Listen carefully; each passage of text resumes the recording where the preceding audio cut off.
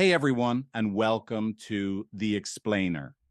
Today, we are diving into a topic that honestly sparks a ton of debate in modern relationships, but is almost always misunderstood.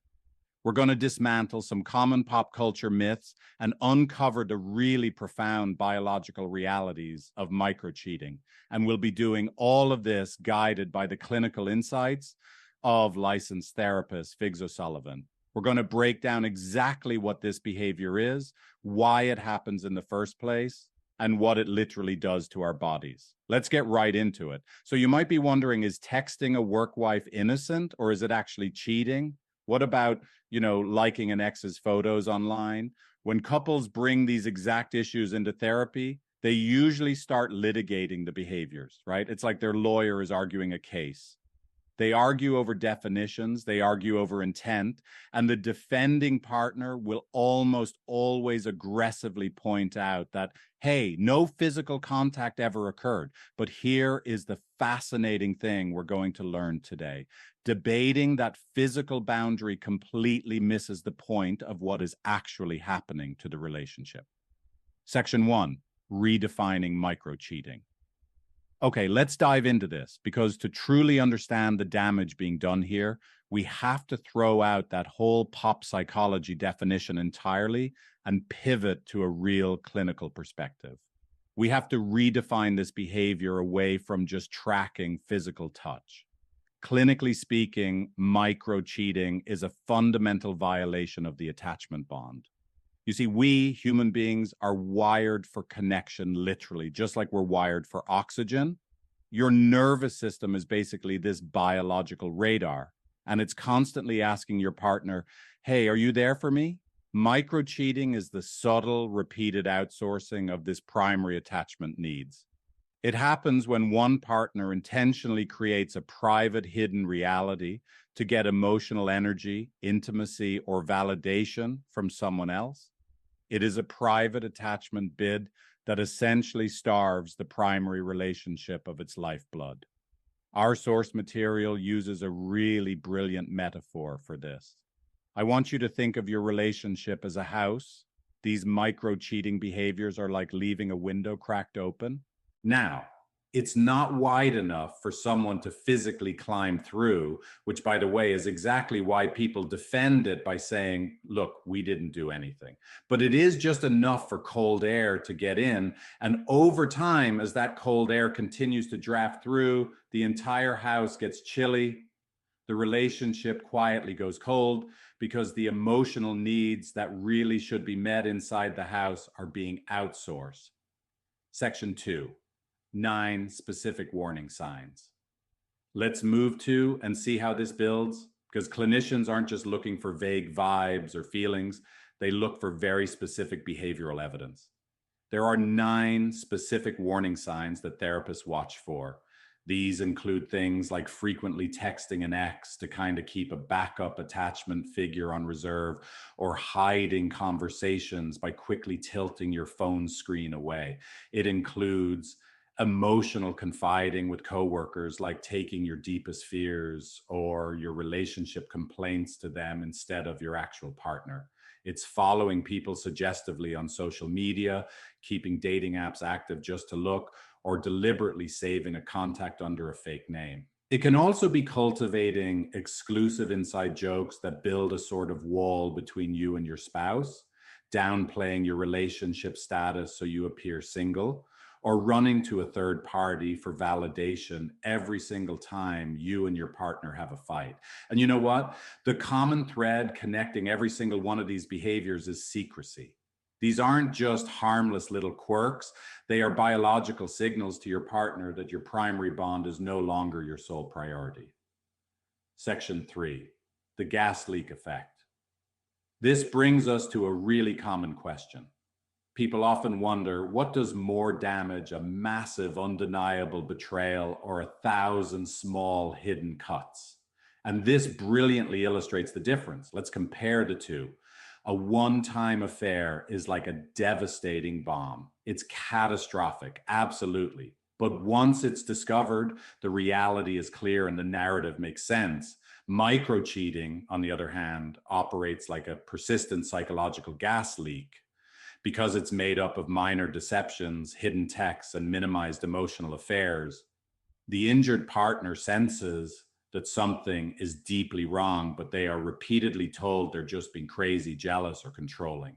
This completely shatters their shared reality. It subjects them to chronic gaslighting, which forces the victim's nervous system into a state of hyperarousal. They're constantly scanning for threats while being told no threat exists. Clinically, the slow erosion of reality is often so much harder to heal than a single bomb. Section 4, the attachment theory roots. So why on earth do people do this? Well, it's absolutely crucial to realize that people don't do this because they're inherently evil. They do it because their nervous systems are using deep-seated childhood survival strategies to manage fear. Let's walk through this real quick because the psychology here is fascinating. It shows how our attachment styles actually weaponize micro-cheating as a protective mechanism. For an anxious attacher, the underlying fear is abandonment. Their strategy is cultivating backup figures, like keeping an ex on the hook, so their nervous system feels secure that they won't be left to die alone if their primary partner bails. For the avoidant attacher, the fear is engulfment and inadequacy. When intimacy gets a little too intense, they regulate distance by intentionally outsourcing pieces of their emotional life to other people. It prevents their primary partner from getting too close. And for the disorganized attacher who fears both abandonment and intimacy, micro cheating is this chaotic push and pull. It lets them sabotage the very safety they crave. In all cases, it temporarily soothes their terrified nervous system while completely destroying the bond they actually need. Section 5, validating the injured partner. Now, I want to shift the tone here for just a second, because if you have ever been the injured partner in this dynamic, reading the signs but being told you are making it all up, I really want to address you directly. The hidden sub-injury of micro-cheating is that persistent, agonizing feeling that you are literally losing your mind. You are not crazy. It is biological. I want to deeply, deeply validate your experience right now. Your body knew the truth long before your conscious mind had any hard evidence. Your amygdala operates so much faster than your rational brain. It registers the subtle withdrawal of your partner's attachment energy as a literal life-threatening danger to your survival. Your intuition was perfectly calibrated all along. So the crucial point is understanding what is happening to your physical body. Think about these symptoms. Waking up at 3 a.m. in absolute terror, hypervigilance, sudden weight loss, psychological vertigo. These somatic markers are not you obsessing or overreacting. This is clinical betrayal trauma.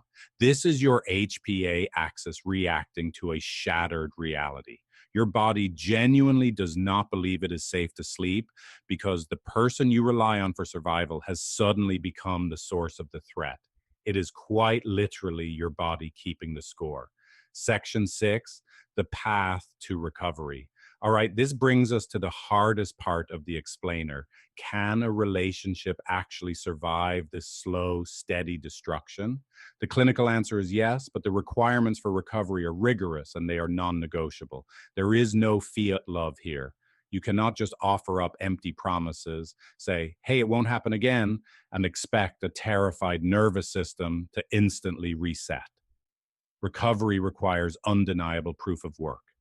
The betraying partner must offer radical, proactive transparency. They can't wait around to be asked. They must willingly offer reassurance. As our source material puts it, they must take a metaphorical acid tab of their partner's pain. They have to step fully into that shattered reality and feel the agonizing weight of the betrayal without getting defensive. To hold that space securely, clinicians use an actionable framework called the RAVE method. Step 1, reflect their pain. Step 2, accept that it is true. Step 3, validate that it makes sense. And step 4, explore what they need right now. The betraying partner has to be willing to answer the exact same terrified questions 20 times over, completely dropping all defensiveness. Trickle truthing or hiding little details will instantly make the damage terminal. Rebuilding safety through these actionable steps is really the only way to build a true, honest bond, which brings us to a highly provocative thought from our clinical source. Sorry, Smurry. An apology is often just a release valve for your own guilt. Wow, words are cheap when the biological bond has been severed, right? So the true question you have to ask yourself is this: are you willing to stop making excuses, stop acting like a lawyer, debating physical boundaries, and start doing the heavy lifting required to build a relationship rooted in undeniable security? It is a massive challenge for sure, but the reward is an attachment bond far stronger than the fragile one that existed before. Thank you so much for joining me on this explainer. I really hope this deep dive has given you a whole new lens on your own relational dynamics. Keep learning, keep growing, and I'll see you next time. If you want to work on this for real, try Figlet, my AI relationship coaching app. You can start for free, no credit card needed, at figlet.empathy.com.